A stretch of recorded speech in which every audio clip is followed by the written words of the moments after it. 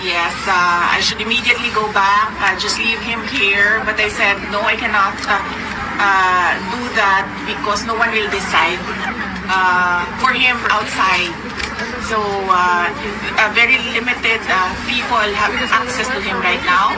So, I told him that I just have to form that legal team. Then I can work remotely in the Philippines talking to the legal team.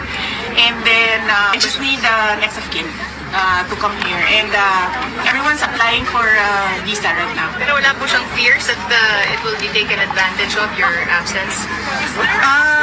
Well, he did not express fears about taking advantage.